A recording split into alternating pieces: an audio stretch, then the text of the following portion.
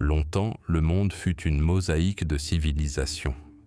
De vastes pans de civilisation, vibrants et singuliers, existaient dans un isolement quasi total, séparés par d'impénétrables murailles montagneuses, des déserts silencieux et des océans infinis.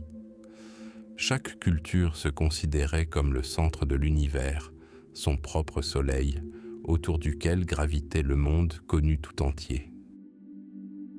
Rome bâtit son empire sur la pierre et le droit, la Perse tissa les motifs de sa puissance et de son luxe, l'Inde explora les profondeurs de l'esprit, et en Extrême-Orient, derrière un voile de brume et de légendes, l'Empire céleste, le royaume du milieu de la dynastie Han, prospérait. Pour les empereurs Han, le monde au-delà de leurs grandes murailles était un monde de barbares, des tribus sauvages et imprévisibles, dépourvues d'harmonie et de rituels. La force la plus redoutable parmi elles était celle des Xiongnu, une confédération nomade dont les armées de cavalerie rapide, telles un feu de steppe, menaçaient constamment les frontières septentrionales de l'Empire. Pendant des décennies, les Han tentèrent de contenir cette menace par le tribut, la diplomatie et des guerres défensives, mais les Xiongnu restèrent une épine dans le pied de l'Empire.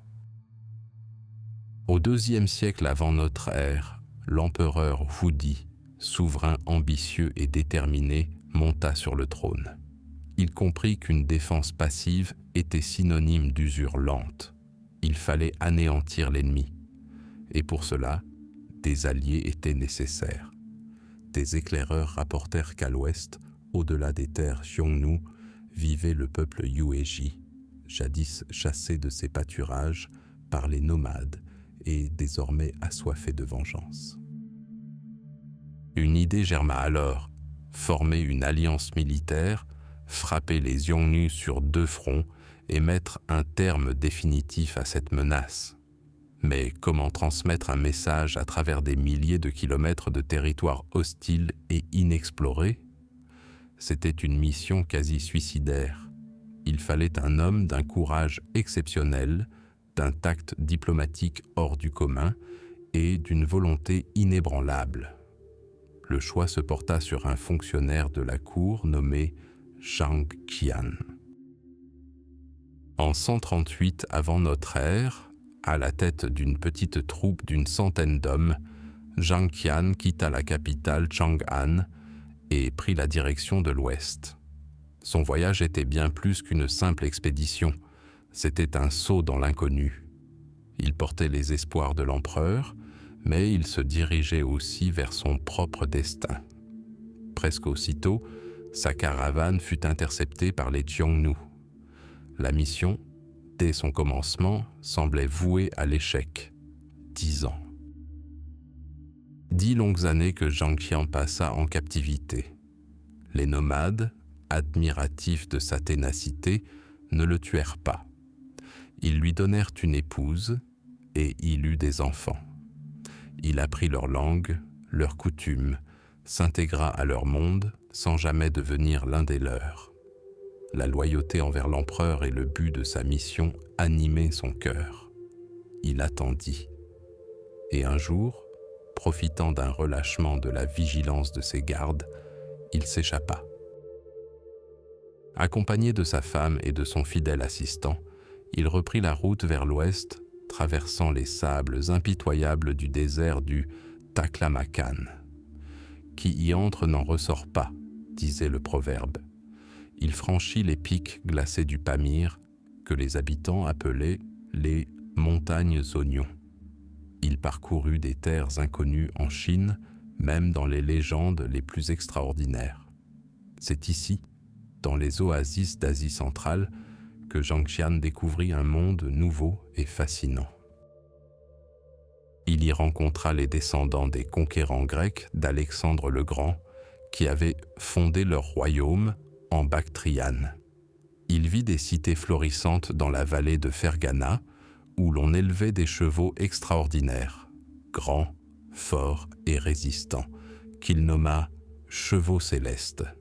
Ces chevaux étaient supérieurs en tout point aux chevaux chinois, plus petits, et constituaient la clé de la création d'une cavalerie invincible. Il trouva également les Yuezhi, mais ceux-ci s'étaient déjà installés sur de nouvelles terres fertiles et refusaient de s'engager dans une nouvelle guerre contre leurs anciens ennemis. Quant à son objectif principal, conclure une alliance militaire, la mission de Jiang Qian avait échoué. Mais ce qu'il rapporta en Chine 13 ans plus tard était infiniment plus précieux que n'importe quel pacte militaire. Il apporta le savoir. Il apporta à l'empereur Wu la carte d'un nouveau monde. Un monde regorgeant d'États puissants, de cités prospères, de marchandises exotiques et d'opportunités sans précédent. Il parla de la partie, située encore plus à l'ouest, et même de la lointaine contrée de Lijian, que les historiens identifient à Rome. Le rapport de Jiang Qian fut une véritable bombe. La vision du monde de l'Empire Han, figé dans sa propre splendeur, vola en éclats. L'Empire céleste n'était plus le seul centre de la civilisation. Il s'avéra que le monde était vaste, diversifié et relié par des liens invisibles dont la Chine n'avait même pas soupçonné l'existence. L'empereur Wu Di était intrigué. Son imagination était particulièrement captivée par les chevaux célestes de Ferghana. Il envoya de nouvelles expéditions, cette fois-ci non seulement diplomatiques, mais aussi commerciales.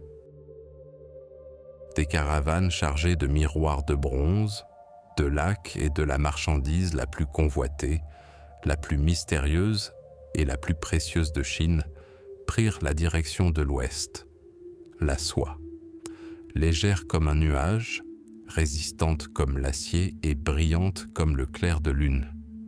Ainsi le voyage d'un homme, en quête d'alliés pour la guerre, a ouvert la voie à la paix.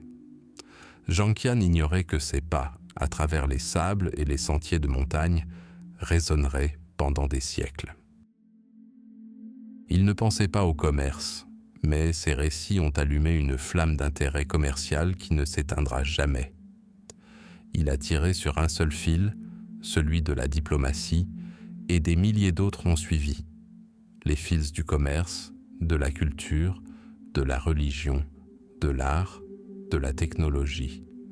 Ces fils, d'abord ténus et timides, commencèrent à se tisser en un unique et immense réseau qui encerclait le continent. Ils traversaient les déserts, escaladaient les chaînes de montagnes et reliaient oasis et villes.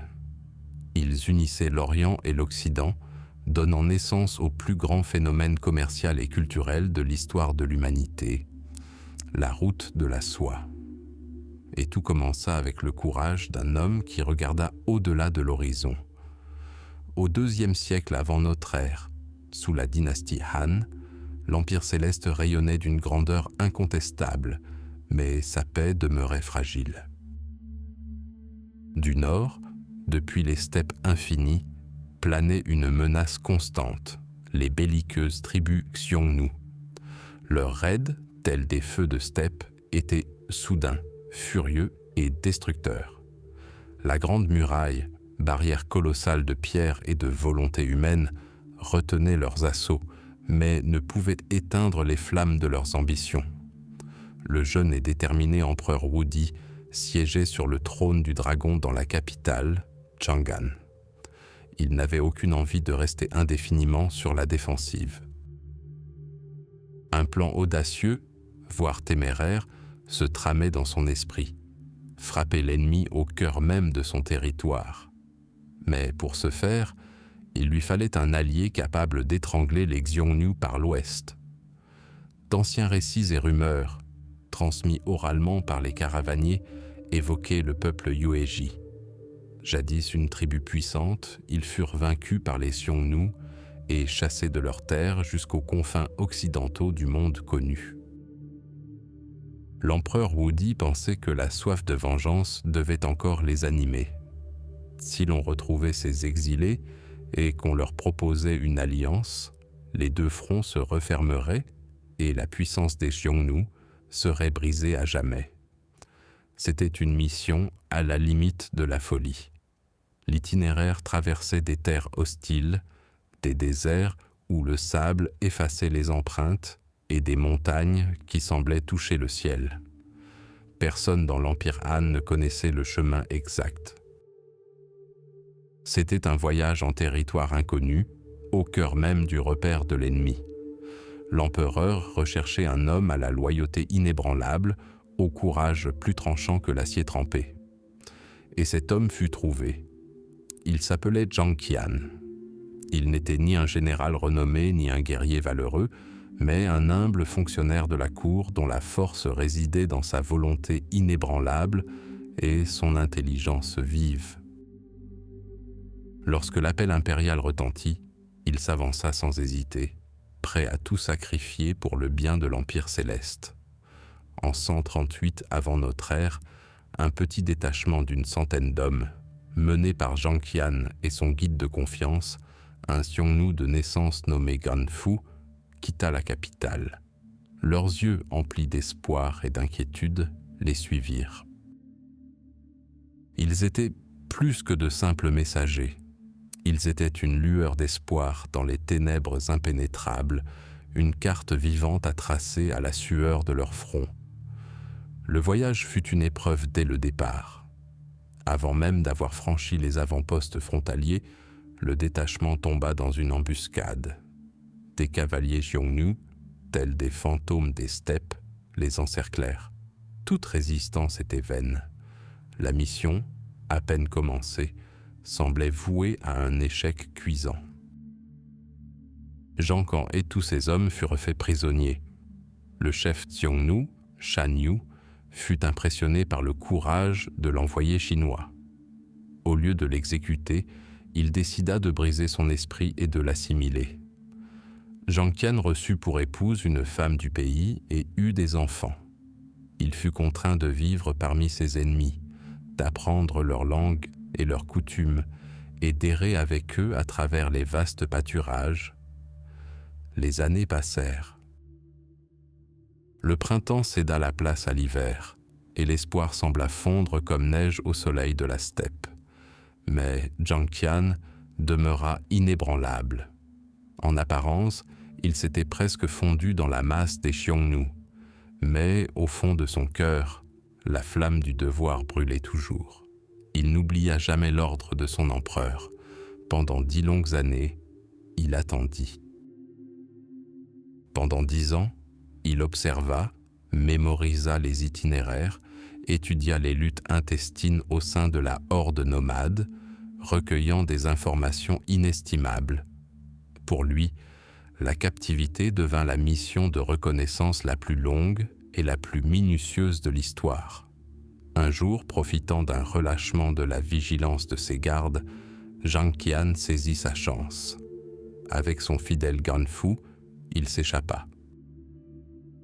Ils abandonnèrent leur famille, leur vie familière de captivité, et prirent la direction de l'ouest, là où ils s'étaient rendus 10 ans auparavant. Leur voyage était désormais plus périlleux encore.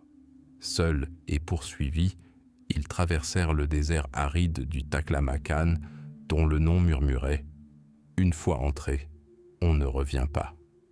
Ils franchirent les cols glacés des monts célestes, le Tian Shan, où l'air était raréfié et le froid mordant.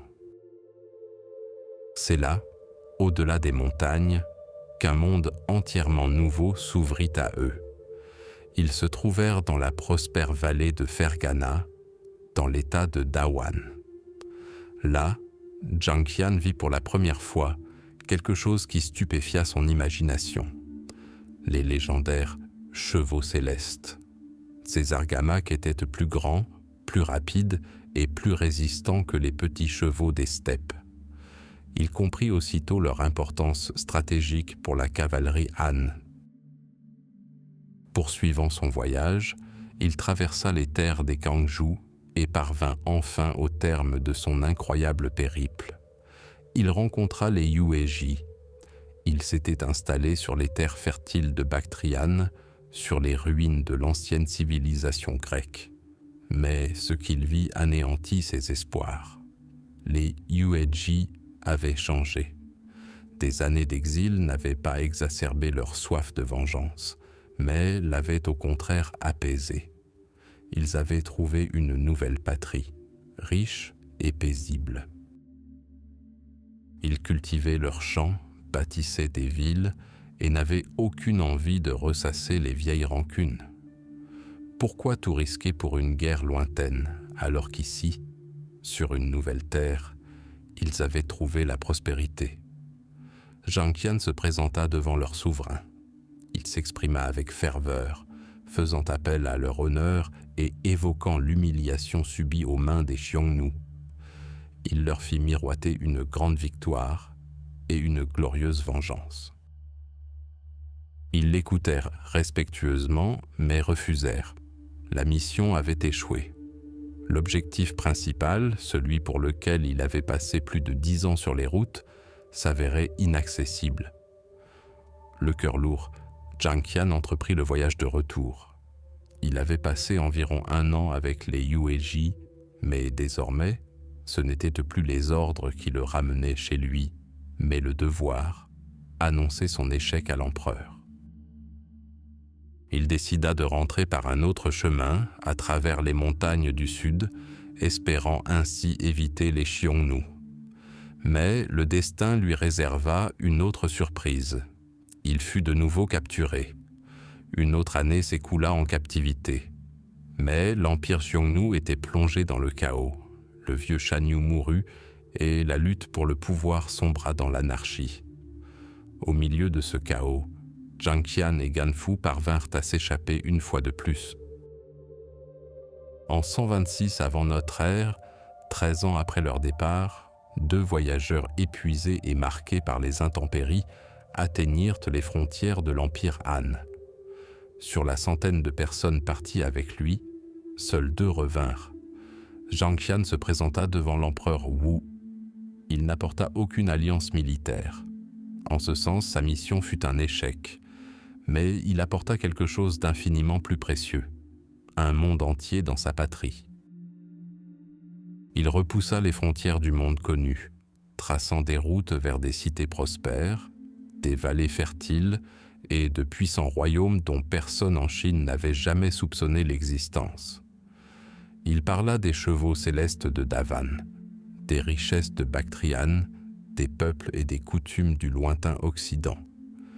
La mission diplomatique échoua, mais la grande mission de reconnaissance fut couronnée d'un triomphe qui dépassa toutes les espérances. Zhang Qianhe mena pas l'armée alliée jusqu'aux frontières de l'ennemi. Il ouvrit une voie qui allait bientôt devenir une route légendaire tissée de soie, d'épices, d'idées et de destin. La grande route de la soie. La route de la soie était bien plus qu'une simple voie commerciale. C'était une artère vibrante de vie, de savoir et de foi qui traversait le cœur même de l'Eurasie. Mais avant que les cités d'Occident ne puissent admirer l'éclat de la soie chinoise et que l'Orient n'entende les récits d'empires lointains, les voyageurs devaient affronter la plus grande des épreuves, celle de la nature elle-même. 3e partie. Route à travers déserts et montagnes. Alors que les caravanes quittaient les oasis florissantes de Dunhuang, faisant leurs adieux aux derniers échos de la grande muraille de Chine, elles pénétraient dans un autre monde. Un monde où les lois humaines s'évanouissaient dans le silence, cédant la place aux lois éternelles des éléments. Devant elles s'étendait le désert du Taklamakan, dont le nom, en langue locale, signifie « qui entre n'en sort pas ». Ce n'était pas une exagération, c'était un avertissement gravé dans le sable par des milliers de destins. Le Taklamakan accueillait les voyageurs comme un chaudron brûlant. Le jour, le soleil transformait le sable en poussière brûlante et l'air, chargé de chaleur, créait des lacs fantomatiques et des villes illusoires qui attiraient les désespérés dans leurs pièges mortels. La nuit, un froid glacial s'abattait sur la terre, et les étoiles semblaient des éclats de glace éparpillés sur le ciel de velours noir. Un silence assourdissant régnait, seulement troublé par le crissement du sable sous les sabots des chameaux et le sifflement du vent qui, en s'engouffrant dans les dunes, métamorphosait le paysage. La caravane, véritable fleuve vivant composé de centaines d'hommes et d'animaux, était l'unique garantie de survie. À sa tête se trouvait le chef de caravane, un guide expérimenté dont le regard lui permettait de déchiffrer la carte grâce aux étoiles, à la direction du vent et aux subtiles variations de couleur du sable. Il savait où, sous une surface d'apparence morte, se cachaient des sources d'eau amères mais précieuses. Sa parole était loi, et sa moindre erreur était synonyme de mort pour tous. La route n'était pas jalonnée de bornes, mais d'ossements blanchis d'hommes et d'animaux, monuments silencieux à la mémoire de ceux dont la fortune avait péri. Ils servaient de sombres rappels. Un faux pas, une outre perdue, une tempête de sable, et vous aussi deviendriez partie intégrante de ce paysage éternel. Lorsque la brume jaune se levait, un mur de sable et de poussière obscurcissant le soleil, la caravane s'arrêtait. Hommes et chameaux s'allongeaient à même le sol, se recouvraient d'épais tissus et attendaient des heures, parfois des jours, que la fureur du désert se calme, priant pour ne pas être enseveli vivant. Mais même dans ce royaume de mort, il existait des îlots de vie, des oasis, Kashgar, Yarkand, Khotan. Leur apparition à l'horizon était un véritable miracle. Après des semaines de voyage à travers la plaine désolée, la vue des premiers palmiers dattiers, le murmure des canaux d'irrigation, la fraîcheur des jardins ombragés et le brouhaha des voix humaines semblaient un don du ciel. Ici, dans ces villes fortifiées, les caravaniers se reposaient, renouvelaient leurs provisions, réparaient leurs harnais et vendaient une partie de leurs marchandises pour reprendre la route. Les oasis étaient plus que de simples haltes, elles étaient des nœuds, tissant les fils de la route de la soie en une seule et même trame. Cependant, après avoir traversé le purgatoire brûlant du désert, la caravane se heurta à un nouvel ennemi, non moins redoutable. Elle s'enfonçait dans le monde vertical, dans l'étreinte rocailleuse des plus hautes chaînes de montagnes de la planète, le Pamir et le Tian Shan. Les anciens appelaient le Pamir le toit du monde, et à juste titre.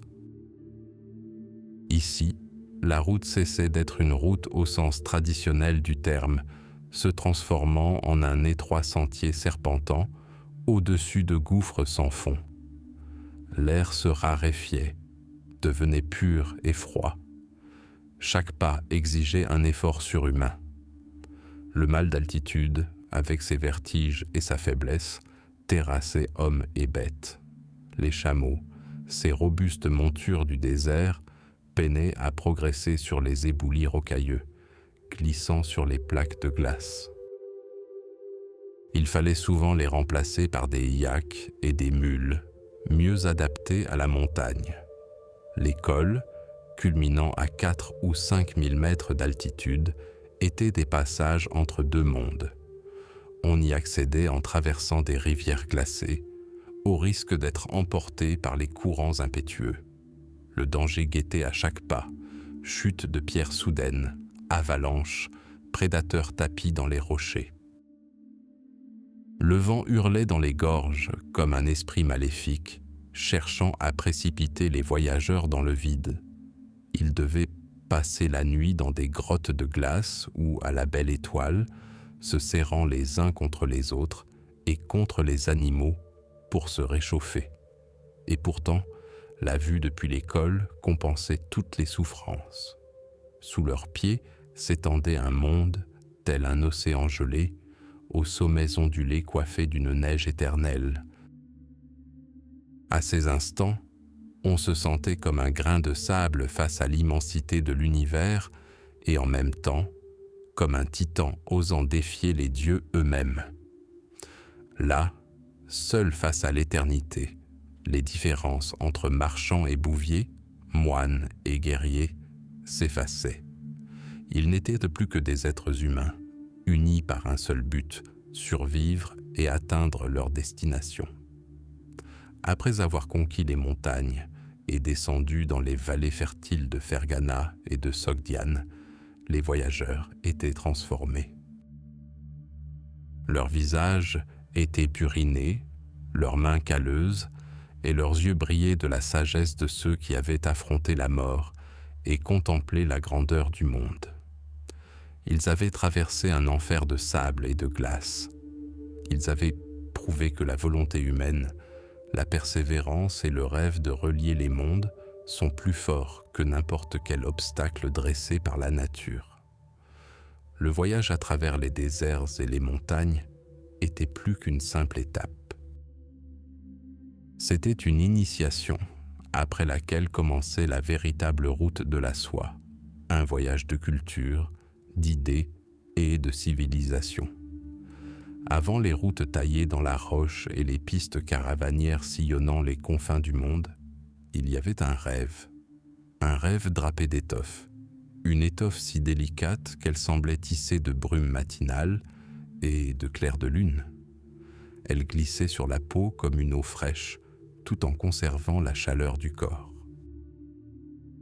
Plus légère que l'air, plus résistante que le lin, et plus belle que tout ce que l'humanité a connu. Son nom était la soie. Pour le reste du monde, c'était un miracle, un don des dieux, un mystère de la nature. Les patriciens romains, vêtus de toges translucides, ne pouvaient que spéculer sur son origine. Pline l'Ancien croyait que ce précieux duvet était cueilli sur les feuilles d'arbres. D'autres pensaient qu'il était produit par une plante particulière, quelque part au bout du monde, dans la mystérieuse contrée de Sérov, le pays de la soie. Ils étaient prêts à payer le prix fort pour l'obtenir au poids. La soie devint la monnaie du luxe, un symbole de statut social, un or mou pour lequel on se battait et mourait, ignorant que sa source n'était pas un arbre mythique, mais une minuscule créature vivante. Le secret de sa naissance était le plus grand secret d'État de l'Empire céleste, un secret plus jalousement gardé que les frontières mêmes de l'État. Sa divulgation n'était passible que d'une seule punition, une mort atroce. Car quiconque détenait le secret de la soie possédait la clé d'une richesse et d'un pouvoir incommensurables. La légende raconte que tout commença avec une tasse de thé. Il y a près de 3000 ans avant J.C., la jeune impératrice Leisu, épouse de l'empereur jaune, se détendait dans le jardin à l'ombre d'un mûrier. Un cocon tomba accidentellement dans son thé brûlant. En essayant de le récupérer, elle fut surprise de découvrir que l'épaisse enveloppe avait commencé à se dérouler en un fil unique, incroyablement long et résistant, fin comme une toile d'araignée et pourtant solide comme un fil d'acier. À cet instant, selon la légende, l'impératrice comprit qu'elle tenait entre ses mains non seulement un fil, mais le destin même de son empire. Elle vit un avenir tissé de cette fibre brillante. Ce qui avait commencé par le hasard s'est mué en un art sacré, un sacrement réservé à quelques élus. La production de soie est devenue un rituel, presque une religion. Son centre n'était plus l'usine, mais la vie. La vie du ver à soie, une chenille discrète dont la courte existence était entièrement consacrée à la création d'un miracle. Tout a commencé dans les mûriers, dont les feuilles constituaient l'unique nourriture de ces minuscules créatures à l'appétit insatiable. Des milliers de chenilles étaient élevées dans des chambres spéciales et le seul bruit qui résonnait était un bruissement continu, semblable à celui de la pluie d'été. Elles dévoraient les feuilles. En un mois, leur poids était multiplié par 10 000 grâce à l'accumulation de la précieuse protéine fibroïne. Vint ensuite l'étape la plus mystérieuse. Rassasiée, la chenille se retira et commença à tisser son cocon nacré. 2 glandes situées sur sa tête produisaient un fin fil double qui durcissait au contact de l'air. En effectuant des mouvements de tête en forme de 8, la chenille s'enveloppa complètement dans un cocon en 3 ou 4 jours, créant ainsi un sarcophage protecteur parfait où se déroulerait sa métamorphose en papillon. Mais cette transformation n'était pas inévitable. Si le papillon avait émergé, il aurait déchiré le cocon, réduisant le précieux fil en des centaines de petits morceaux inutiles. Alors, les gardiens du secret firent un sacrifice. Les cocons furent plongés dans l'eau chaude ou passés à la vapeur. La vie à l'intérieur s'éteignait, mais le fil demeurait intact. Commença alors le travail le plus minutieux, accompli pendant des siècles exclusivement par des femmes. Le cocon s'assouplit dans l'eau chaude et la tisseuse expérimentée trouva l'extrémité du fil. Invisible, presque imperceptible. Elle le ramassa et commença à le dérouler lentement. Un seul fil du cocon pouvait atteindre 1 kilomètre de long. Imaginez une montagne entière dans une minuscule capsule de perles. Plusieurs de ces filaments étaient fusionnés, formant un seul fil de soie, prêt à être envoyé au métier à tisser. C'était un monopole, protégé non seulement par la loi, mais aussi par la nature elle-même. Le ver à soie était une créature capricieuse, ne pouvant vivre et se nourrir que des feuilles du mûrier. Toute tentative de contrebande de ces larves ou des graines de l'arbre était passible de la peine de mort. Les voyageurs quittant l'Empire étaient minutieusement fouillés. Chaque paquet dans leur bagage, chaque bâton creux, pouvait être une condamnation à mort. L'Empire savait que tant que le secret resterait intact, le flux d'or venu de l'Ouest ne se tarirait jamais. La soie était son pétrole, ses diamants, son pouvoir incarné dans le tissu. Elle habillait l'empereur et sa cour, servait de paiement aux fonctionnaires et de tribut aux tribus barbares, constituait le plus beau présent pour les ambassadeurs et le butin le plus convoité par les ennemis. Ainsi, pendant des siècles, la Chine seule a gardé son plus grand secret. Le monde assoiffait de soie, mais ne recevait que le produit fini. Une étoffe resplendissante ayant déjà accompli un long et périlleux voyage à travers déserts et montagnes. Nul ne savait que derrière chaque mètre de cette matière divine se cachait le grondement de 1000 mâchoires, le labeur incessant de femmes anonymes et le sacrifice silencieux de millions de créatures minuscules. C'était un secret tissé dans une feuille de mûrier et scellé par décret impérial. Un secret qui donna naissance à la plus grande route commerciale de l'histoire de l'humanité. Car le désir de posséder ce miracle et celui d'en percer le secret était la force qui poussait les caravanes vers l'ouest, vers le soleil, portant sur le dos de leurs chameaux non seulement de simples marchandises, mais une légende. La légende de l'or des empereurs. Si la route de la soie était un fil tendu à travers déserts et montagnes, les cités-oasis en étaient les perles enfilées. Loin d'être de simples haltes pour les voyageurs fatigués, elles étaient des mondes à part entière, des centres de vie vibrants, où le silence du désert laissait place à la symphonie assourdissante de l'humanité.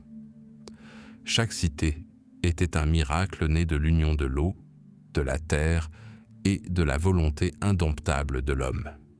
Ici, au milieu des sables arides, des jardins s'épanouissaient, des palais et des bibliothèques s'élevaient, et l'Orient et l'Occident se rencontraient dans des bazars animés.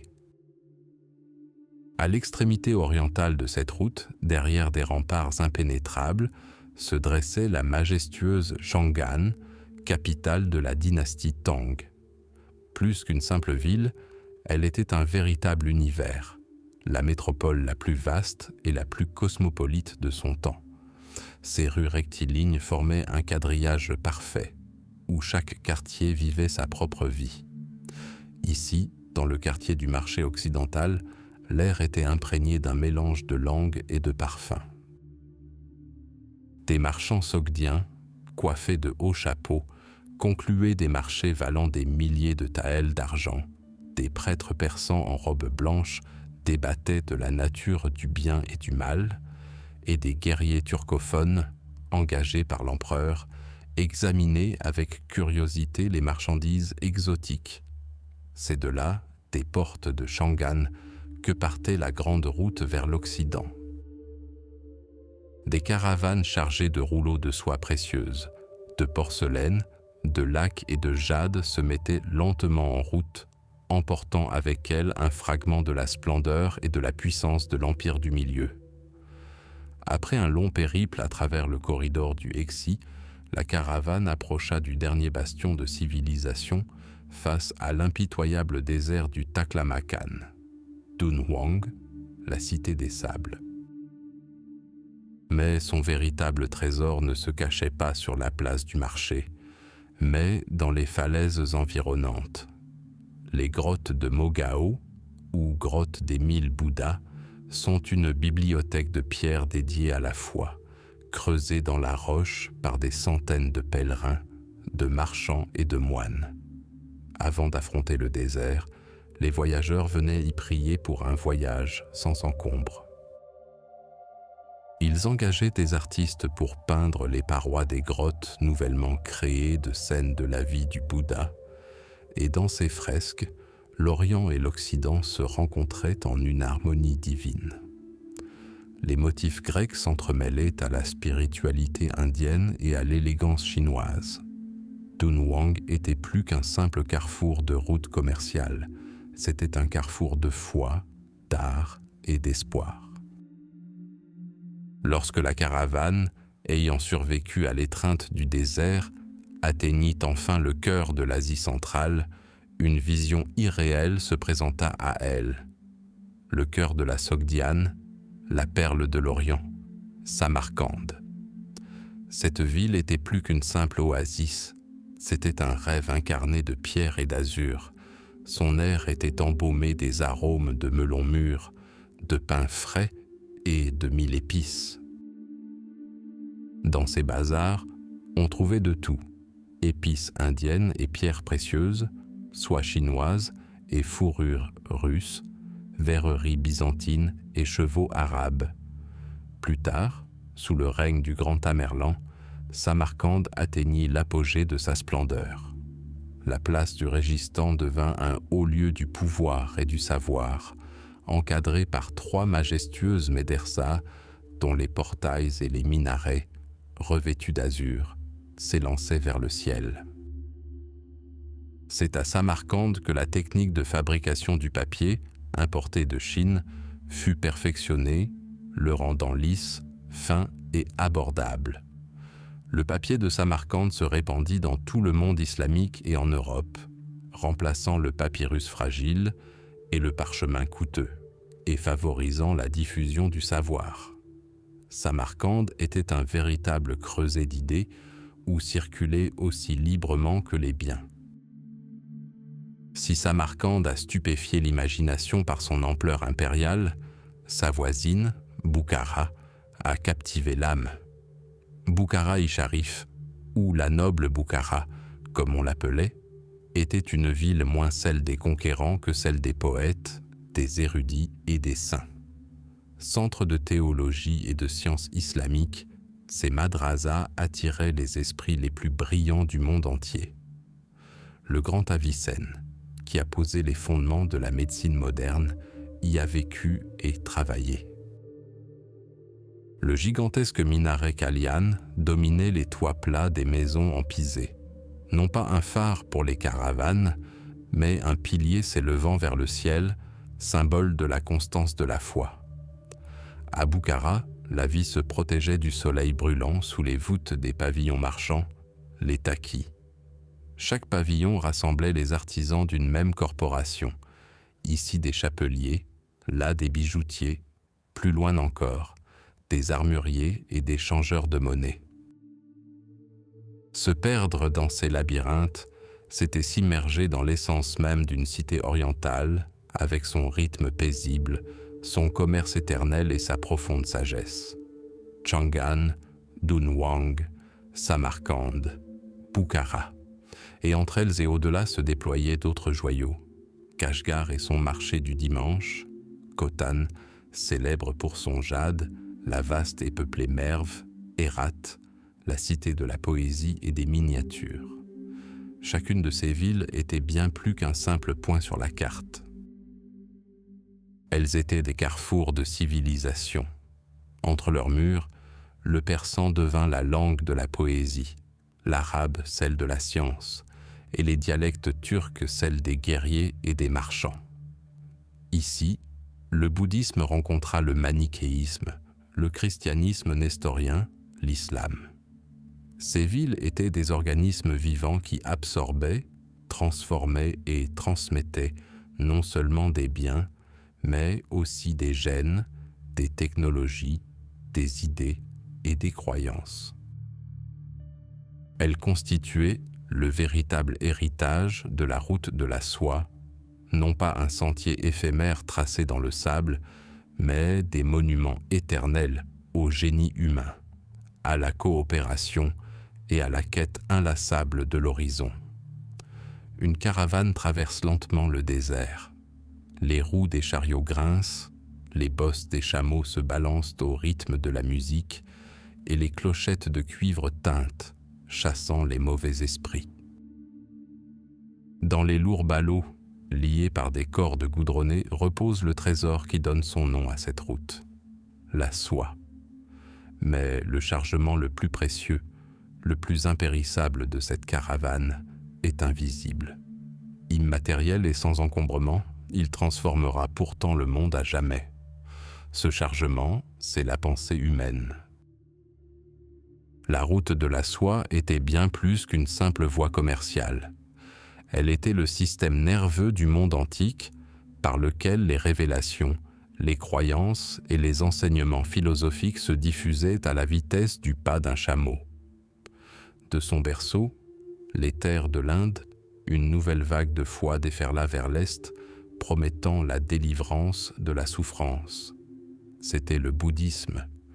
Il ne voyageait pas dans des palanquins luxueux, mais à pied, vêtus des simples robes des moines errants. Leurs bâtons mesuraient des milliers de kilomètres, leurs pieds ensanglantés sur les rochers des cols de l'Hindoukouche et du Pamir.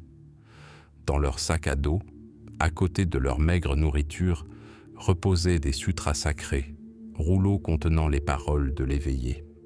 Au départ, cet enseignement paraissait étranger et incompréhensible.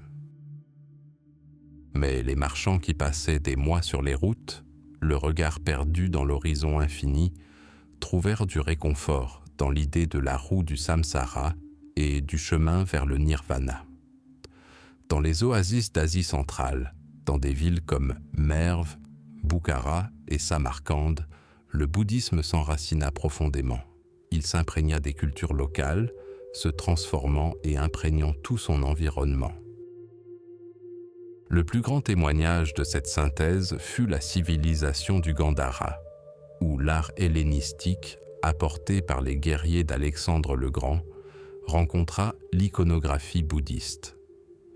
Pour la première fois, Bouddha prit forme humaine, son visage rappelant celui du dieu grec Apollon et sa robe monastique ondulant comme une toge romaine. La foi prit forme, et cette image, belle et harmonieuse, conquit le cœur de millions de personnes.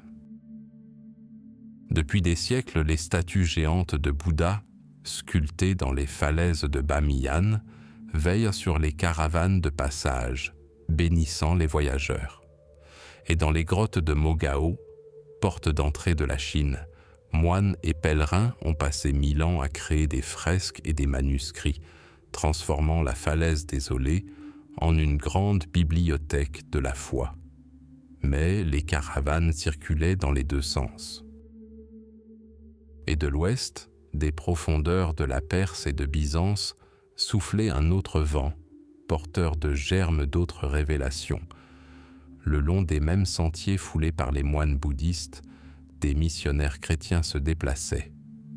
Disciples des enseignements de Nestorius, ils appartenaient à ce qu'on appelait l'Église d'Orient, considérée comme hérétique dans leur pays. Exilés, ils trouvèrent refuge le long des routes commerciales. Leurs petites communautés, telles des perles rares, étaient disséminées de la Syrie à la Chine. Dans les ruines des cités antiques, les archéologues découvrent des pierres tombales ornées de croix, et la célèbre stèle de Xi'an, érigée au 8e siècle, relate en chinois et en syriaque l'arrivée de la religion lumineuse au sein de l'Empire du Milieu. Ces chrétiens ne bâtissaient pas de grandes cathédrales. Leur foi était discrète et personnelle, transmise de père en fils au sein des corporations de marchands et des ateliers d'artisans.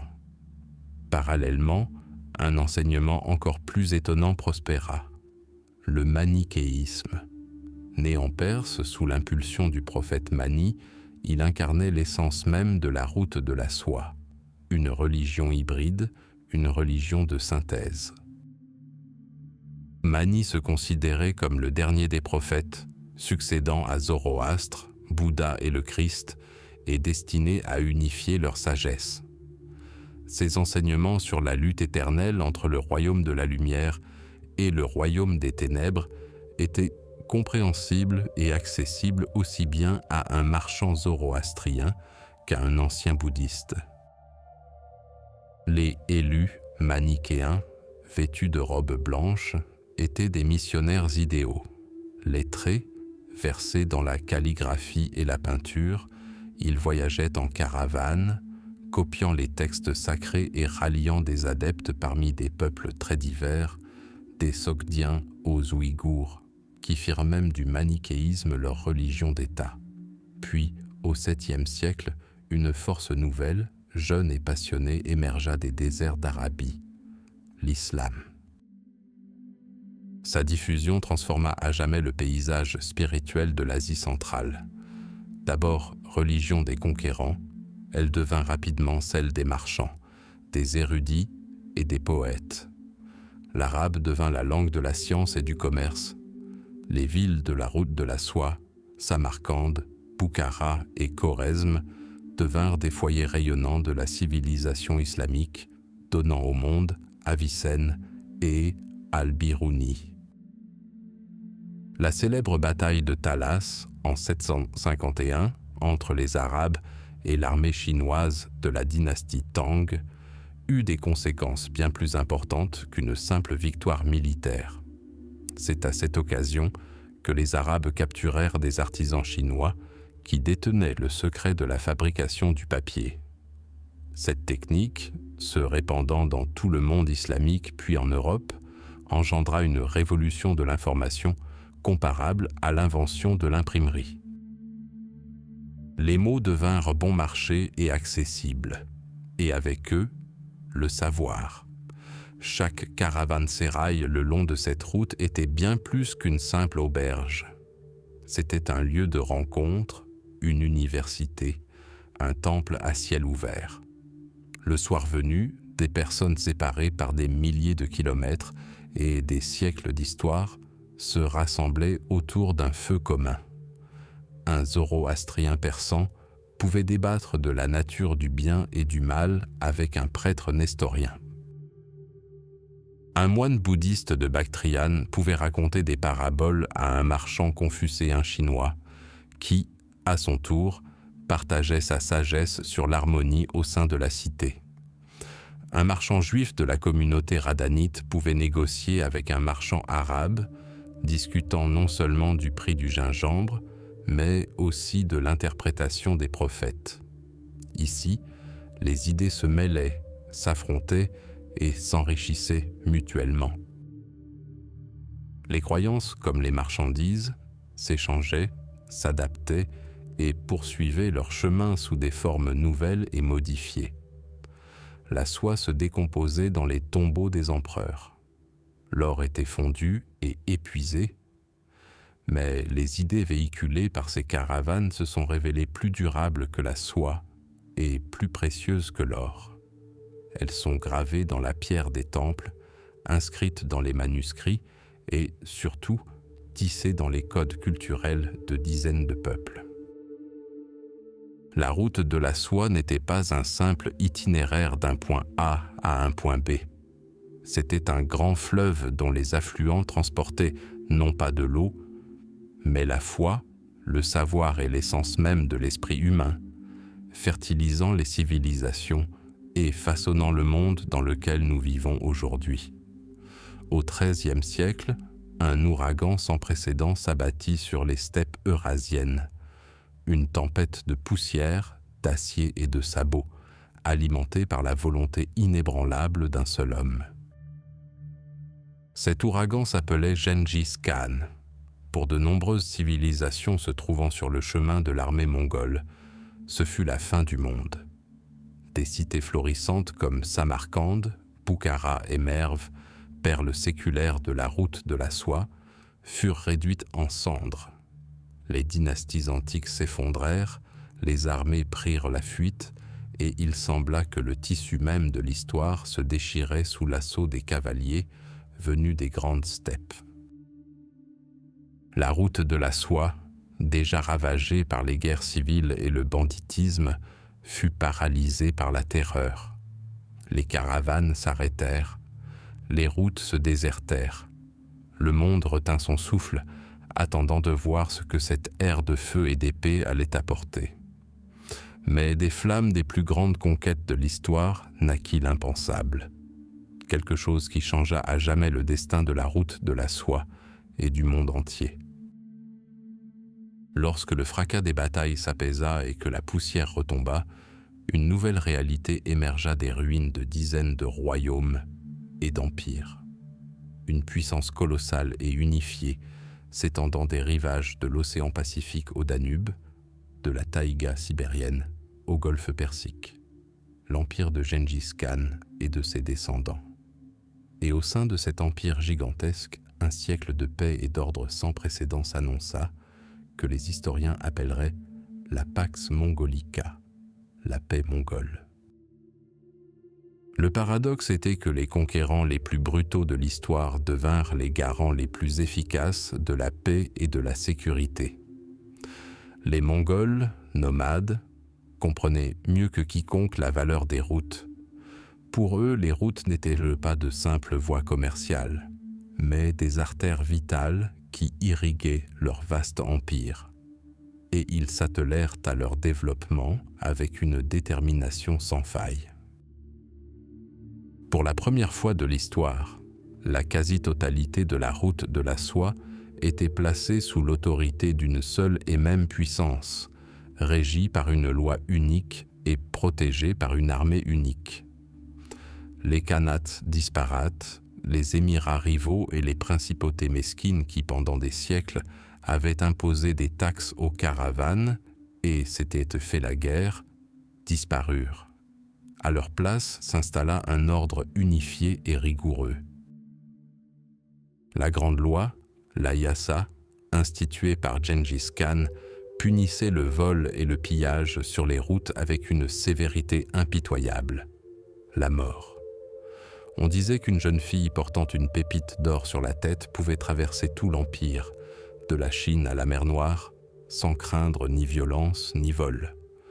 Pour les marchands dont la vie et la fortune dépendaient de la sécurité de la route, c'était un véritable miracle. Mais les Mongols ne se contentèrent pas de garder les routes. Ils créèrent le système de communication le plus sophistiqué de l'ère pré-télégraphique, le célèbre service postal YAM. Des milliers de relais étaient répartis dans tout l'empire, accessibles à cheval les uns des autres. À chaque relais, les courriers disposaient de chevaux frais, de nourriture et d'un abri.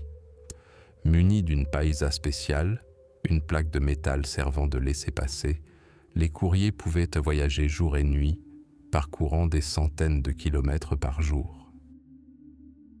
Ce système, initialement conçu à des fins militaires et administratives, devint également accessible aux marchands et aux ambassadeurs. Nouvelles, marchandises et idées commencèrent à circuler à travers l'Eurasie à une vitesse sans précédent. L'Empire, unifié par les routes, devint un véritable creuset de culture. Les Mongols étaient pragmatiques. Ils se souciaient peu des querelles religieuses des peuples conquis. Chrétiens nestoriens, bouddhistes, musulmans et juifs étaient libres de pratiquer leur foi et, plus important encore, de commercer et de voyager librement, pourvu qu'ils paient leurs impôts et restent fidèles au grand Khan. Cette tolérance religieuse favorisa un formidable échange culturel et technologique. Les caravanes empruntaient à nouveau les routes ancestrales, mais elles étaient désormais plus grandes et plus prospères que jamais.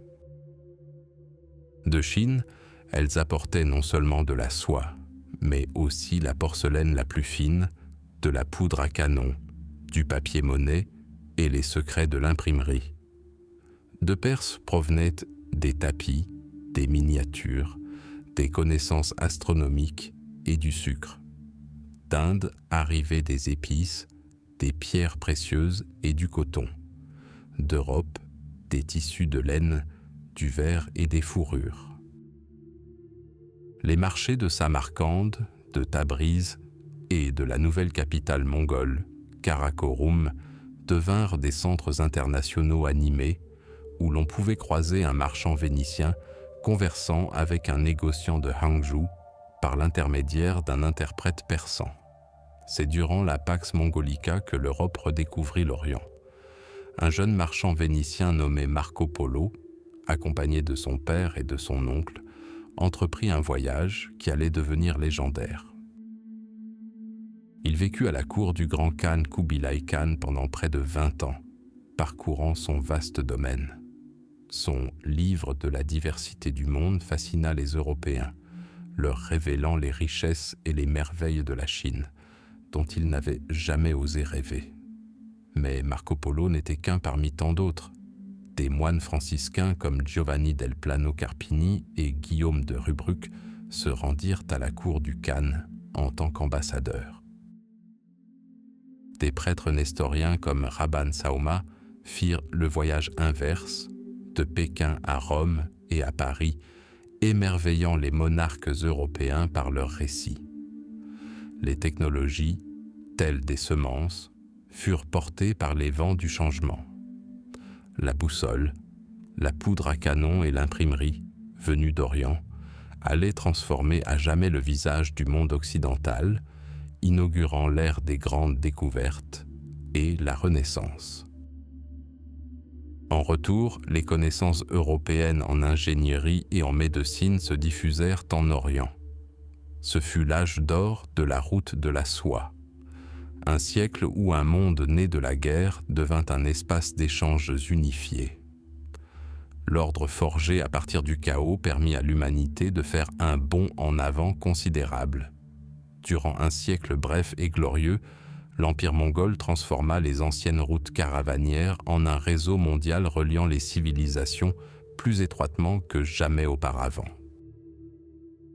Il n'a pas seulement unifié des routes, il a uni des mondes.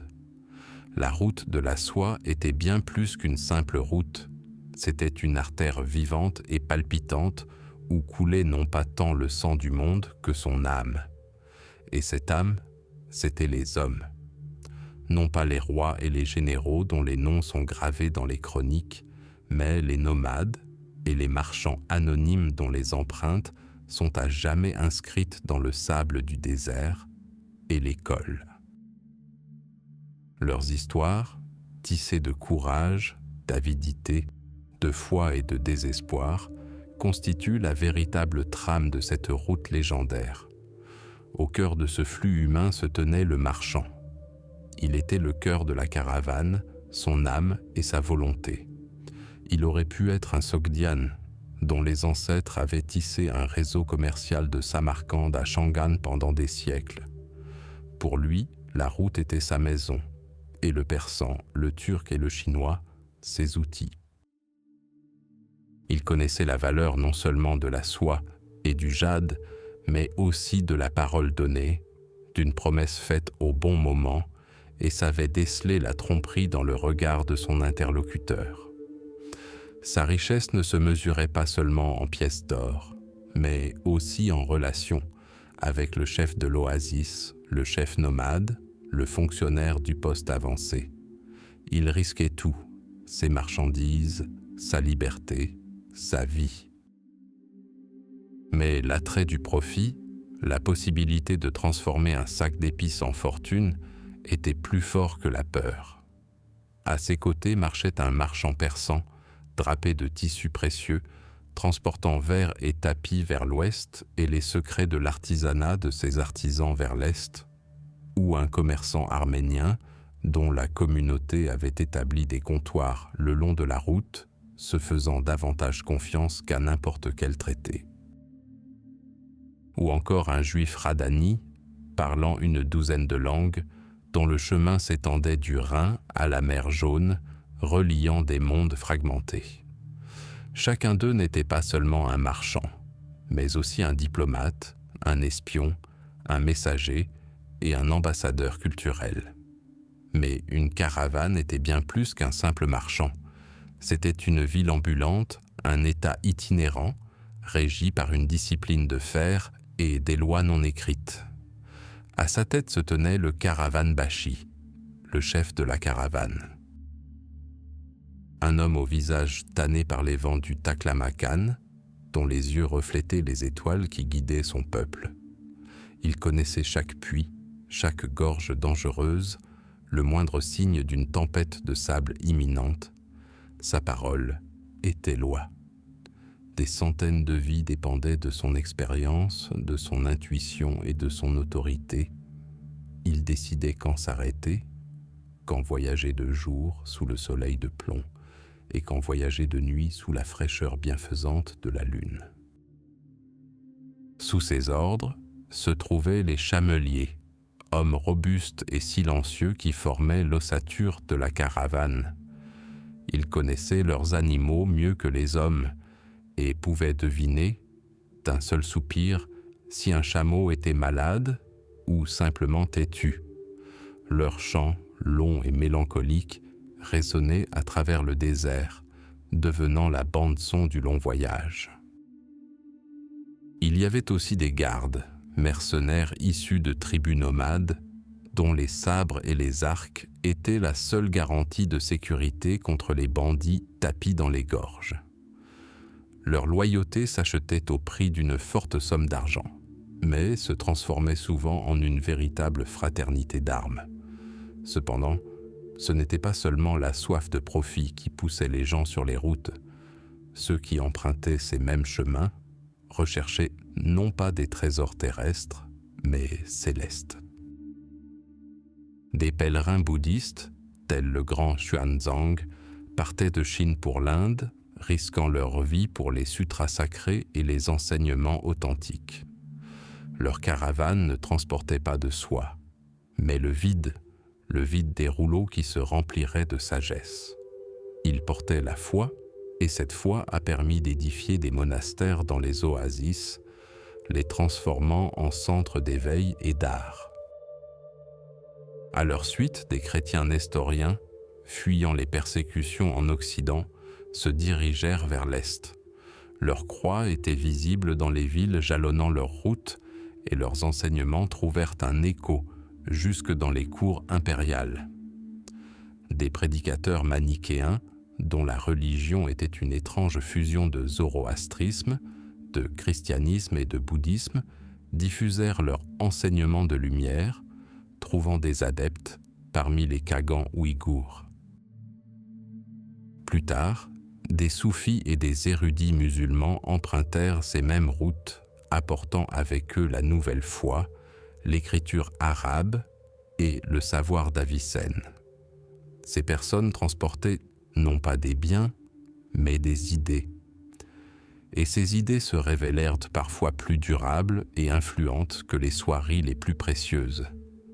Il y avait aussi d'autres voyageurs, des ambassadeurs des grands empires, les Han, les Parthes, les Romains, puis les Tang et les califats arabes. Ils transportaient des lettres scellées du sceau impérial, des présents et des menaces. Le sort des guerres et des alliances dépendait de leur mission. Artistes, musiciens, danseurs et acrobates voyageaient de cour en cour, apportant avec eux de nouvelles mélodies et des spectacles qui se mêlaient en un merveilleux creuset culturel. Érudits, géographes et guérisseurs, chacun portait un savoir qui, telle une graine semée en terre nouvelle, portait des fruits inattendus. Et tous si différents, le riche marchand et le derviche mendiant, le mercenaire et le moine, l'ambassadeur et le bouvier, se retrouvaient le soir autour du feu du caravansérail. Ces auberges fortifiées étaient des îlots de sécurité et de civilisation au milieu d'un espace hostile. Là, dans le brouhaha de centaines de voix parlant des dizaines de langues, toutes les différences s'effaçaient, le temps d'une nuit. On y concluait des marchés, on y racontait des histoires incroyables, on y échangeait des nouvelles. Un Grec pouvait boire du vin avec un Chinois et un Sogdien écouter un conte indien. Entre les murs du caravansérail, un monde divisé par les montagnes et les déserts ne faisait plus qu'un, le temps d'une nuit. Ces personnes furent les véritables héros de la route de la soie. Leurs noms se sont perdus, leurs visages effacés par le temps. Mais c'est leur volonté, leur labeur et leurs rêves qui ont transformé un réseau de chemins périlleux en le plus grand pont de l'histoire de l'humanité. Un pont reliant non seulement des villes et des pays, mais des civilisations entières. Les caravanes qui sillonnaient la route de la soie étaient bien plus que de simples convois d'animaux de Baath. Elles formaient un fleuve scintillant, un véritable torrent de trésors, transportant non seulement des marchandises, mais aussi le destin même des civilisations. Si nous pouvions jeter un œil dans les sacoches et les sacs à dos, nous y découvririons non seulement des produits de luxe, mais aussi des éléments déclencheurs qui ont bouleversé à jamais l'économie, la culture, l'art et même le cours de la guerre. Ces trésors ont changé le monde. La plus importante de ces étoffes, celle qui donna son nom à toute la route, était bien sûr la soie. Pour l'Occident, c'était bien plus qu'un simple tissu. C'était un rêve tissé de lumière solaire et lunaire. Les aristocrates et les matrones romaines en étaient obsédés, payant leur pesant en or pur pour cette matière légère et chatoyante. La soie devint un symbole de richesse et de statut inimaginable, son nom résonnant dans les couloirs du Sénat et lors des banquets secrets. Le trésor romain était vide, l'or affluait vers l'Orient, provoquant la colère des empereurs et des moralistes, mais cette fièvre de la soie était déjà irrésistible. Pour l'Empire céleste lui-même, la soie était une ressource stratégique, une source d'influence. Elle servait de monnaie, permettant de payer les salaires des fonctionnaires et le tribut aux tribus nomades afin d'acheter la paix aux frontières. Elle était la toile des plus grands artistes et scribes, un présent diplomatique qui ouvrait toutes les portes. Le secret de sa fabrication était jalousement gardé sous peine de mort, et ce mystère a fasciné les esprits pendant des siècles, obligeant marchands et espions à tout risquer pour le fil de verre à soie. Mais l'air des caravansérails était imprégné non seulement du parfum de la richesse, mais aussi d'arômes tout aussi précieux, les épices. Pour les gens du Moyen Âge, elles étaient une fenêtre ouverte sur le jardin d'Éden. Poivre noir d'Inde, cannelle de Ceylan, noix de muscade et clous de girofle des lointaines îles aux épices. Toutes ces épices étaient bien plus que de simples assaisonnements. Elles étaient à la fois des remèdes, des conservateurs et un encens divin. Une pincée de poivre pouvait conserver la viande pendant des semaines, une infusion de clous de girofle soulageait les maux de dents, et la cannelle était considérée comme un remède à de nombreux maux. En Europe, où la nourriture était fade et monotone, les épices ont révolutionné le monde culinaire, mais leur véritable valeur résidait dans leur rareté. Un sac de noix de muscade pouvait valoir une fortune. Elles ont déclenché des guerres commerciales et la soif insatiable des Européens d'une route maritime directe vers les sources de ces trésors, court-circuitant la route de la soie, allait finalement mener à l'ère des grandes découvertes. Christophe Colomb ne cherchait pas l'Amérique. Il cherchait un moyen rapide d'obtenir des épices. Cependant, les trésors les plus précieux transportés par les caravanes étaient invisibles et intangibles, les idées et les technologies. Le savoir capable de révolutionner le monde voyagea lentement mais sûrement de la Chine vers l'Occident.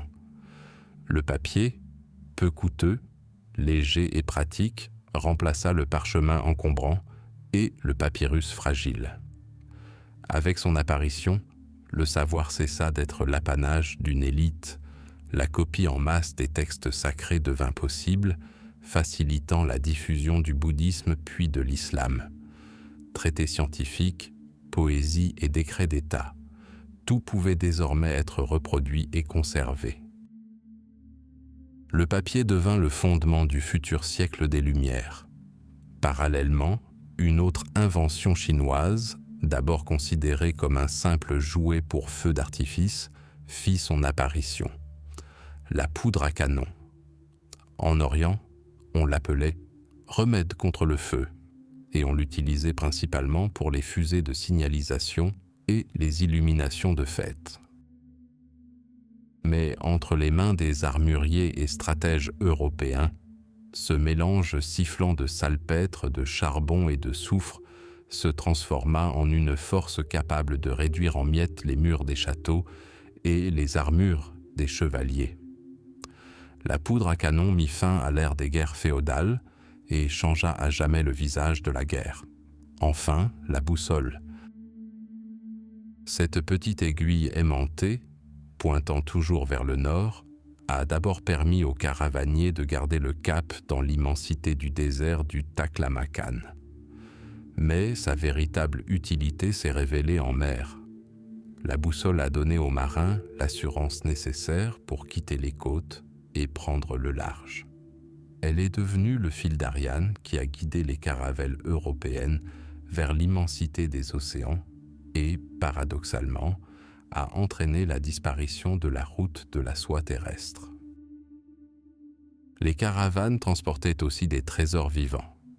D'Asie centrale, la luzerne, fourrage idéal pour les chevaux de guerre, et le raisin, qui ont jeté les bases de la vinification chinoise, arrivaient en Chine.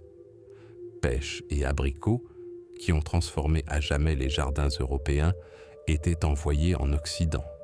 Chevaux de race inédite, chameaux, paons et même guépards pour les chasses royales, tous participaient à ce formidable échange. Extrait des profondeurs de la terre, le lapis lazuli des montagnes afghanes ornait les tombeaux des pharaons et les fresques de la Renaissance italienne. Le jade, pierre sacrée de Chine et symbole de pureté et de noblesse, provenait de Khotan. Quant au verre exquis, il affluait de l'Empire romain vers l'Orient où il était plus prisé que les pierres précieuses. Ainsi, la route de la soie était bien plus qu'une simple route. Elle constituait un gigantesque système circulatoire du monde antique, dont les artères diffusaient non seulement des marchandises, mais la vie elle-même, de nouveaux goûts, de nouvelles idées, de nouvelles technologies, de nouvelles perspectives. Chaque objet ayant parcouru ce long chemin portait l'empreinte de dizaines de cultures et laisser une marque qui transformait le monde à destination. Ces trésors ont bâti et détruit des empires, engendré des fortunes incommensurables, inspiré des artistes et des scientifiques, et finalement tissé la trame même de la civilisation humaine, à partir de milliers de fils disparates. Pendant des siècles, le pouls de la planète a battu au rythme des caravanes. La route de la soie était bien plus qu'une simple voie de communication. C'était le système circulatoire du monde où circulaient marchandises, idées, croyances et gènes. Ces cités-oasis scintillaient comme des joyaux au sommet de la civilisation, et ces caravanserails étaient des îlots de vie au milieu d'océans de sable infinis.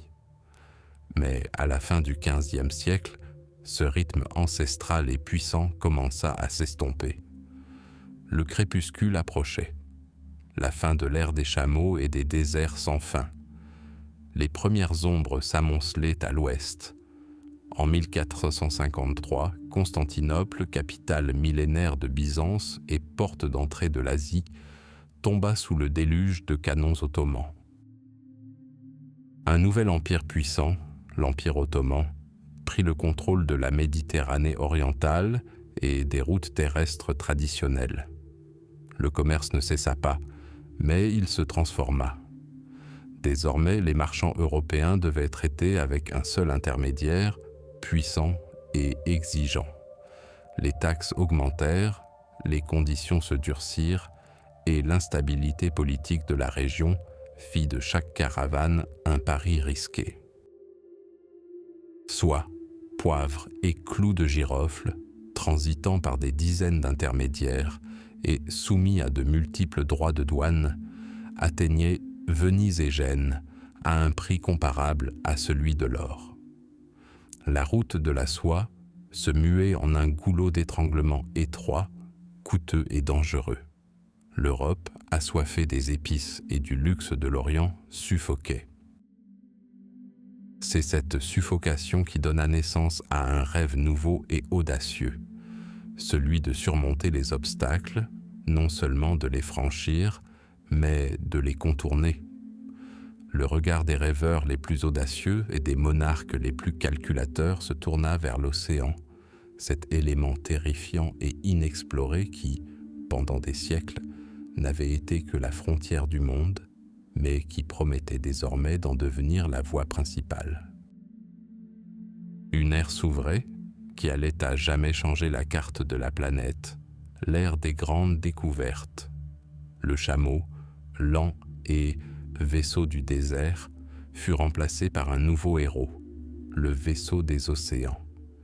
Les caravelles portugaises et les galions espagnols, équipés de compas sophistiqués, d'astrolabes et, surtout, de canons redoutables, étaient des merveilles technologiques de leur temps. Ils ne craignaient ni les bandits, ni les postes de douane. Leurs cales pouvaient accueillir la cargaison de centaines de chameaux, et leurs voiles captaient les vents du changement. Génération après génération, les explorateurs portugais progressèrent inlassablement vers le sud, le long des côtes africaines, cartographiant caps, baies et embouchures de fleuves. Puis, en 1498, l'inévitable se produisit. Une escadre commandée par Vasco de Gama, doublant le cap de Bonne-Espérance, pénétra dans l'océan Indien et atteignit le port de Calicut. Ce fut un coup fatal porté au cœur même de la route de la soie. Pour la première fois de l'histoire, les Européens eurent un accès direct à un véritable trésor d'épices. La route maritime était incroyablement longue et dangereuse, mais incomparablement plus efficace. Un seul navire revenant d'Inde chargé de poivre finançait l'expédition entière et générait des profits faramineux. Les marchandises n'avaient plus besoin d'être transbordées de chameaux en charrette, puis de charrettes en bateau fluvial. Elles naviguaient directement d'Asie à Lisbonne, puis jusqu'à Anvers, Amsterdam et Londres. Désormais, Les épices exhalaient non plus l'odeur de la poussière des déserts asiatiques, mais celle des embruns marins. Les conséquences de cette révolution furent profondes. Pour les villes de la route de la soie, ce fut une catastrophe. Samarcande, Boukhara, Merv, Khiva, leur prospérité reposait sur le commerce de transit. Lorsque ce flux s'interrompit, elles commencèrent à dépérir. Au lieu du bourdonnement de milliers de voix, le silence régna dans les bazars. Les médersas, où la pensée savante avait jadis prospéré, se vidèrent. Les caravansérails, qui avaient accueilli des marchands du monde entier, tombèrent en ruine. L'Asie centrale, jadis carrefour du monde, se transforma lentement en une région isolée et oubliée, à la périphérie de la nouvelle économie mondiale. L'or et la gloire s'écoulèrent de ces sables vers l'océan. Pour l'Europe, en revanche, un âge d'or s'ouvrait. La richesse qui, auparavant, ruisselait à travers l'Asie, affluait désormais comme un fleuve puissant vers les ports de la côte atlantique. Cette immense prospérité stimula la Renaissance, finança les révolutions scientifiques et permit l'édification des empires coloniaux. Le pouvoir mondial passa des mains de ceux qui contrôlaient les déserts à celles de ceux qui dominaient les mers. Les nouveaux empires, portugais, espagnols, puis néerlandais et britanniques, bâtirent leur puissance non pas sur les routes caravanières, mais sur les communications maritimes mondiales. Le monde ne faisait plus qu'un, mais cette unité était cimentée par la quille d'un navire européen et le canon de son canon. La route de la soie ne disparut pas du jour au lendemain. Pendant des siècles, les caravanes continuèrent de sillonner ces différentes sections, soutenant le commerce régional, mais son importance mondiale fut à jamais perdue. Le tintement des cloches des caravanes, bande-son de la civilisation depuis des siècles, s'estompa peu à peu, couvert par le grincement des gréements et le grondement des vagues. L'ère des grandes caravanes prit fin, laissant place à celle des grandes flottes. L'antique route sombra dans l'oubli, devenant finalement une légende. Texte narratif pur. La route de la soie s'est tue. Ces sentiers caravaniers ont depuis longtemps été balayés par les sables du temps, et seul le vent murmure ses chants ancestraux dans les ruines de cités jadis florissantes. Tout semble fini. L'artère colossale qui a nourri la moitié du monde pendant 1500 ans ne serait plus qu'une page poussiéreuse d'un livre d'histoire.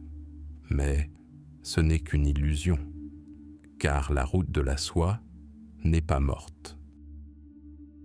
Elle s'est fondue en nous, elle est devenue partie intégrante de notre civilisation, laissant un héritage si profond et si omniprésent que nous en ressentons encore les échos aujourd'hui. Cet héritage dépasse de loin la simple marchandise exotique. Le chargement le plus précieux jamais transporté par les caravanes n'était ni la soie, ni les épices, ni la porcelaine. C'étaient des idées, du savoir, des croyances. Telles des graines invisibles emportées par le vent, elles ont traversé déserts et montagnes, trouvant un terreau fertile à des milliers de kilomètres de leur patrie. Imaginez un moine bouddhiste arpentant les cols glacés de l'Hindu Kush, serrant contre lui des sutras sacrés. Son voyage était bien plus qu'un simple pèlerinage, c'était l'édification d'un pont spirituel entre l'Inde et la Chine. Grâce à des moines comme lui, les enseignements du Bouddha se sont répandus dans toute l'Asie de l'Est, donnant naissance à des formes d'art, de philosophie et d'architecture uniques, que l'on retrouve dans les grottes de Dunhuang ou les temples de Kyoto.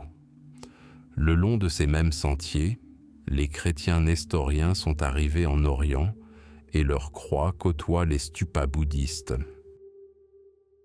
Sur ces mêmes routes, les prédicateurs manichéens ont propagé leurs enseignements sur la lutte entre la lumière et les ténèbres, et plus tard, les cavaliers de l'islam ont apporté une nouvelle foi qui a transformé à jamais le paysage spirituel de l'Asie centrale. La route de la soie était bien plus qu'une simple voie de communication, c'était le plus grand forum des religions de l'histoire où les confessions se rencontraient, débattaient, se mêlaient et s'enrichissaient mutuellement. La foi s'accompagna du savoir. Des secrets qui allaient remodeler le monde se diffusèrent lentement mais sûrement de Chine vers l'Occident. Le papier, support bon marché et accessible, révolutionna l'Europe, à l'instar d'Internet. Il rendit le savoir accessible et favorisa la Renaissance et la Réforme. La poudre à canon, initialement utilisée en Chine pour les feux d'artifice, devint une arme redoutable entre les mains des Européens, détruisant les châteaux féodaux et transformant la nature même de la guerre. La boussole guida Christophe Colomb et Magellan, inaugurant l'ère des grandes découvertes qui, paradoxalement, mit fin au monopole de la route de la soie terrestre. Mais cet échange n'était pas à sens unique. D'Inde, via la Perse et le monde arabe, parvinrent en Europe les chiffres que nous appelons aujourd'hui chiffres arabes, ainsi que le concept de zéro, fondement de toutes les mathématiques modernes. Les tables astronomiques compilées dans les observatoires de Samarcande et de Bagdad furent utilisées par les savants européens. Le savoir médical d'Avicenne, dont les œuvres synthétisaient les pensées grecques, perses et indiennes, fut étudié dans les universités européennes pendant des siècles. La route de la soie était un immense réseau d'échanges au sein du monde antique, où chaque culture était à la fois élève et maître. Cet héritage se reflète dans l'art. Contemplez les statues de Bouddha du Gandhara. Leurs traits et les plis de leurs robes révèlent indéniablement l'influence de la sculpture hellénistique apportée par les guerriers d'Alexandre le Grand. C'est le gréco-bouddhisme, une fusion unique née au carrefour des civilisations. Écoutez les mélodies de la musique chinoise ancienne. Vous y discernerez des échos de mélodies persanes et sogdiennes apportées dans la capitale de la dynastie Tang par des musiciens itinérants. Admirez les peintures bleues et blanches de la porcelaine chinoise de la dynastie Ming. Ce fameux bleu cobalt nous venait de Perse. Chaque œuvre d'art de cette époque raconte une histoire de rencontre, de dialogue et d'admiration mutuelle. Le monde était un vaste creuset culturel, et la route de la soie en était le moteur. Et bien sûr, l'héritage le plus vivant, ce sont ses habitants. La route n'était pas déserte. Elle voyait circuler non seulement des marchandises, mais aussi des peuples, marchands, guerriers, artisans, diplomates, esclaves. Ils s'installèrent dans des oasis, fondèrent des colonies et s'unirent par le mariage. La route de la soie était un véritable fleuve de gènes, mêlant Orient et Occident, Nord et Sud. Les Sogdiens, grands commerçants et intermédiaires, devinrent l'archétype de l'homme de la route de la soie. Des cosmopolites polyglottes qui se sentaient chez eux aussi bien à Samarcande qu'à Shangan. Le kaléidoscope ethnique de l'Asie centrale d'aujourd'hui, où l'on peut discerner dans les traits d'un seul individu l'héritage des nomades turcs, des citadins persans, des marchands chinois et des conquérants mongols, est un portrait vivant de la route de la soie. Cependant, cet héritage avait aussi son revers. Avec la soie et les idées, un compagnon invisible et mortel empruntait les routes des caravanes, la maladie. C'est le long de ces routes, selon de nombreux historiens, que la peste noire, épidémie qui décima un tiers de la population du continent et bouleversa à jamais sa structure sociale et économique, arriva en Europe depuis l'Est au XIVe siècle. Ce formidable lien se mua en une immense tragédie, rappelant à l'humanité que la mondialisation a un prix. Et pourtant, à y regarder de plus près, le brillant héritage l'emporte sur l'ombre. La route de la soie a enseigné à l'humanité une leçon essentielle. Le monde n'est pas un ensemble d'îles isolées, mais un organisme unique et interconnecté. Elle a démontré que le dialogue entre les cultures est plus fécond que l'isolement et l'échange plus bénéfique que l'hostilité. Elle a jeté les bases de la civilisation mondiale dans laquelle nous vivons aujourd'hui. Les caravanes cessèrent leur route, les villes se vidèrent, mais le fil tissé par la route de la soie demeura intact. Il est inscrit dans notre ADN, nos langues, notre cuisine, nos croyances, notre compréhension même du monde. C'est un héritage inestimable qui ne se mesure ni en carats, ni en tonnes. C'est un héritage tissé dans la trame même de notre monde. Il semblait que son temps fût révolu à jamais. La route de la soie, jadis artère principale de la civilisation, n'était plus qu'un fantôme, une légende. Les sables du temps avaient englouti les routes caravanières, les remparts des cités antiques n'étaient plus que ruines, et l'écho des conversations multilingues des bazars animés s'était estompé, ne laissant place qu'au murmure du vent. Le monde avait changé. L'ère des grandes découvertes était arrivée. Le grincement des mâts des caravelles océaniques couvrait le tintement des cloches des chameaux. Les puissances maritimes traçaient des routes nouvelles, plus rapides et moins coûteuses, encerclant la planète de rubans bleus de courants océaniques. La révolution industrielle apporta la vapeur et l'acier au monde. Les chemins de fer traversaient les continents, mais ils desservaient de nouveaux empires, de nouveaux centres économiques et politiques, contournant d'anciennes oasis. La route transcontinentale, qui avait relié l'Orient et l'Occident pendant des millénaires, se fragmenta en tronçons distincts et déconnectés. Elle devint le domaine des historiens et des archéologues, un récit romantique d'un passé révolu. Mais l'histoire suit un cycle. Au XXIe siècle, à l'ère de la mondialisation, des réseaux numériques et d'une économie interdépendante, l'humanité a de nouveau ressenti un besoin impérieux de liens physiques solides, capables de relier les vastes distances de l'Eurasie. Une idée en sommeil depuis des siècles s'est réveillée avec une force nouvelle et sans précédent. L'esprit de la route de la soie était prêt à renaître. Ce projet de renaissance fut baptisé « Une ceinture, une route ». Cette initiative grandiose, d'une ampleur sans précédent, proposée au début du nouveau millénaire, ne visait pas simplement à recréer un ancien itinéraire, mais à le repenser en fonction des réalités du monde moderne. Il ne s'agit plus d'une simple route, mais d'un réseau complet, d'un système complexe d'axes routiers conçus pour relier à nouveau l'immensité qui s'étend du Pacifique à l'Atlantique. La nouvelle route de la soie se compose de deux parties principales. La première est la ceinture économique de la route de la soie.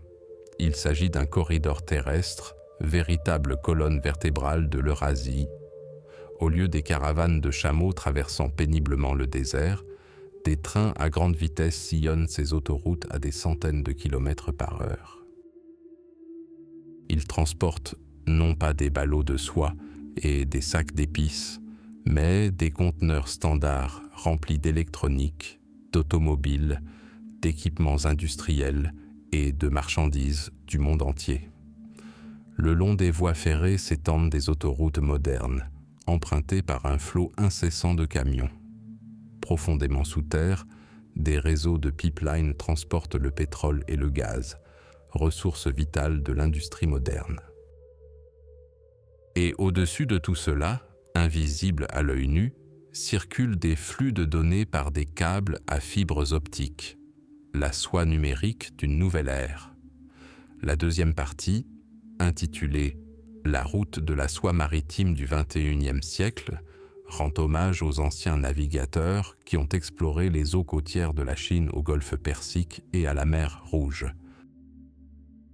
Mais aujourd'hui, il ne s'agit plus de frêles jonques, mais de gigantesques porte-conteneurs, véritables villes flottantes, qui font escale dans des ports en eau profonde construits ou modernisés dans le cadre de cette initiative. Du Sri Lanka à la Grèce, du Pakistan au Kenya, de nouveaux hubs logistiques émergent, devenant des portes d'entrée pour des régions entières et reliant les routes maritimes aux routes terrestres. La géographie de cette nouvelle route est stupéfiante. Elle traverse des dizaines de pays, influençant le destin de milliards de personnes. Des villes antiques comme Samarcande et Boukhara semblent à nouveau au carrefour des mondes, devenant des centres touristiques et des nœuds de transport. Mais, à leur côté, de nouveaux pôles émergent sur la carte, ports secs dans les steppes, zones industrielles et pôles technologiques. La nouvelle route de la soie, ce n'est pas seulement des routes, mais aussi des centrales électriques, des ponts, des tunnels et des usines. C'est une tentative de créer un tissu d'infrastructures, d'énergie et d'économie unifié à travers le plus grand continent du monde. Mais, à l'instar de son ancêtre antique, la nouvelle route de la soie ne se limite pas au commerce et à la logistique. Elle recèle le potentiel d'un nouveau dialogue culturel. Des étudiants se rendent dans les universités qui la jalonnent. Des scientifiques collaborent à des projets de recherche. Des touristes découvrent des pays et des peuples dont ils n'avaient auparavant entendu parler que dans les livres. Un échange inédit et contemporain d'idées, de technologies et de traditions est en train de se mettre en place. Bien sûr, ce projet grandiose, à l'instar de son prédécesseur antique, n'est pas seulement un pont, mais aussi une arène. Il soulève des questions géopolitiques complexes, des conflits économiques et des défis environnementaux. La construction d'une infrastructure aussi massive exige sagesse, clairvoyance et respect des cultures et de la nature des territoires traversés. Ce voyage, comme il y a des milliers d'années, n'est pas sans risque ni obstacle. Mais derrière ces investissements colossaux, ces tonnes de marchandises transportées et ces kilomètres de voies ferrées, se cache ce même désir humain indéfectible de connaissance, de coopération et de dépassement des frontières. L'esprit du marchand qui a tout risqué pour une denrée rare, l'esprit du moine qui a porté sa foi à travers déserts et montagnes, l'esprit du savant en quête de savoir dans des bibliothèques lointaines. Cet esprit perdure aujourd'hui. Il s'incarne dans l'ingénieur qui construit un pont au-dessus d'une gorge, l'entrepreneur qui ouvre un nouveau marché, le programmeur qui crée une plateforme numérique collaborative. La grande histoire ne s'achève pas. Elle s'ouvre sur un nouveau chapitre, écrit dans le langage de l'acier, du béton et de la fibre optique. La route de la soie n'a pas disparu dans les sables du passé. Elle se métamorphose, tissant des fils ancestraux en une tapisserie complexe et vibrante, tournée vers l'avenir. Et ces nouvelles caravanes, guidées non par les étoiles mais par la navigation par satellite, poursuivent leur voyage sans fin, reliant les mondes. Un voyage qui n'a pas de fin.